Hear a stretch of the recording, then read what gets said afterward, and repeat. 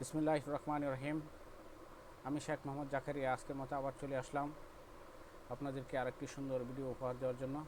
তো আজকে আমি যে বিষয় নিয়ে আলোচনা করব তা হচ্ছে ইলাস্ট্রেটর।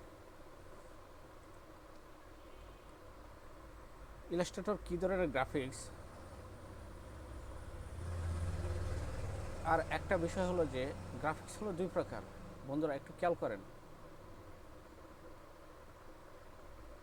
আজকে আমি যে বিষয় নিয়ে আমি এখন যে সফটওয়্যারে আছি এটা হচ্ছে ইলাস্ট্রেটর একটা সফটওয়্যার। তো বন্ধুরা, ইলাস্ট্রেটর কী ধরনের গ্রাফিক্স, আর একটা বিষয় হলো যে গ্রাফিক্স হলো দুই প্রকার। গ্রাফিক্স হলো দুই প্রকার, একটা হলো ভেক্টর গ্রাফিক্স আর একটা হলো রাস্টার গ্রাফিক্স। তো বন্ধুরা, অ্যাডোবি ইলাস্ট্রেটর হলো ভেক্টর গ্রাফিক্স। তার সহজ ভাষায় বলি, যে ডিজাইন বা তার অবজেক্ট, সাপোজ ধরেন এ একটা একটা অবজেক্ট একটা অবজেক্ট একটা অবজেক্ট ক্রিয়েট করলাম,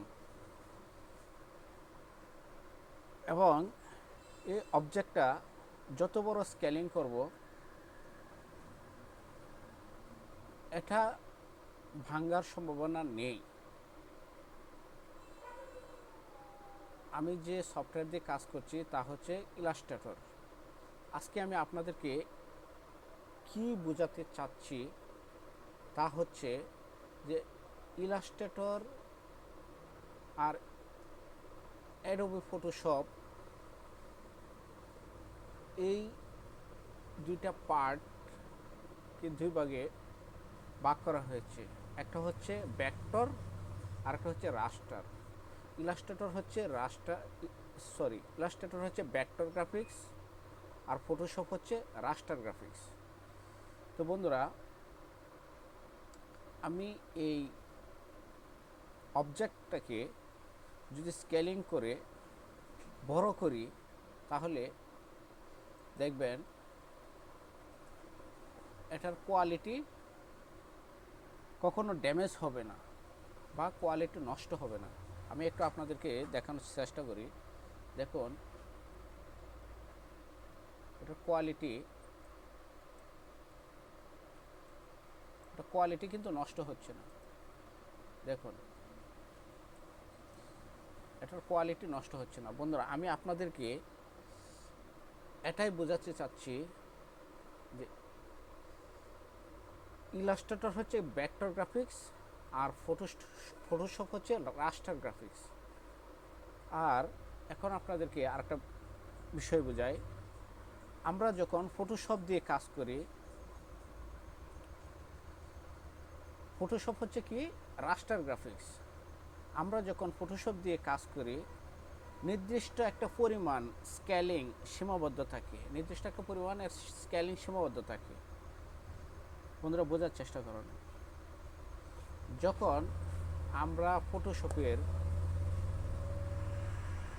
অবজেক্টকে বড় করার চেষ্টা করি তখন দেখবেন এটার কোয়ালিটি নষ্ট হয়ে যাচ্ছে, কোয়ালিটি ধরে রাখা যাচ্ছে না। ওটাও আমি আপনাদেরকে দেখাবো। এখন বন্ধুরা দেখেন, এটা হচ্ছে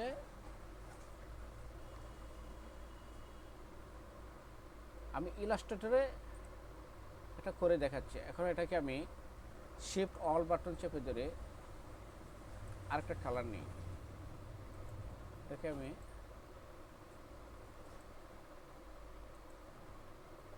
এই কালার দিলাম। এখন বন্ধুরা, আমি আপনাদেরকে দেখাবো যে ভেক্টর এবং রাস্টার গ্রাফিক্সের মধ্যে পার্থক্য। তো বন্ধুরা,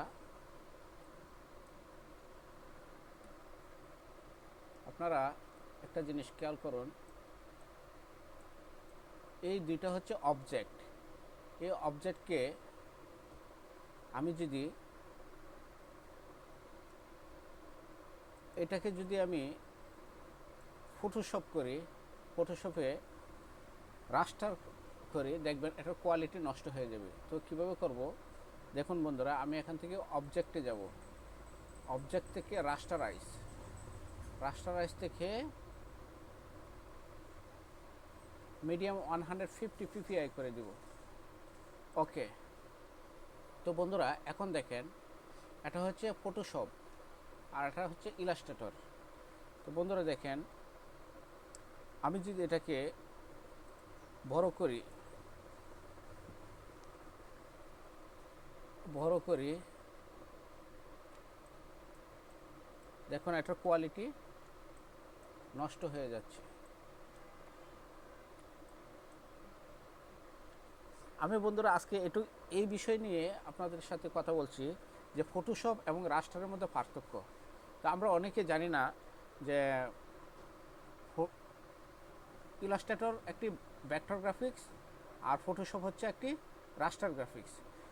এই যে আপনারা দেখতে পাচ্ছেন এটা হচ্ছে ফটোশপের রাস্টার গ্রাফিক্স। এখন আমি যদি আপনাদেরকে ইলাস্ট্রেটর দেখাই কোয়ালিটি বড় করে,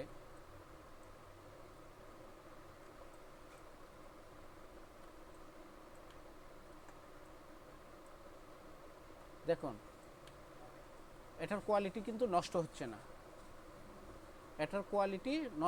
না। তো বন্ধুরা আজকে আমি আপনাদেরকে শুধু এটুকুই ইনফরমেশান দেওয়ার জন্য আসছি যে ভেক্টর এবং রাস্টার গ্রাফিক্সের মধ্যে পার্থক্য। তো এখন বন্ধুরা আরেকটা ইনফরমেশান দিই, আমরা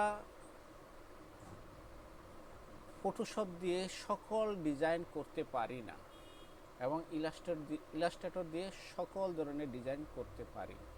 ইলাস্ট্রেটর দিয়ে আমরা লোগো তৈরি করতে পারি, ইলাস্ট্রেটর দিয়ে ফ্লায়ার ডিজাইন তৈরি করতে পারি, ব্রোশিওর ডিজাইন তৈরি করতে পারি, ইলাস্ট্রেটর দিয়ে সমস্ত রোল আপ ব্যানার ডিজাইন তৈরি করতে পারি। আর ফটোশপ দিয়ে এগুলি করা যায় না, কারণ এটার কোয়ালিটি ড্যামেজ হয়ে যায়। এটা কোয়ালিটি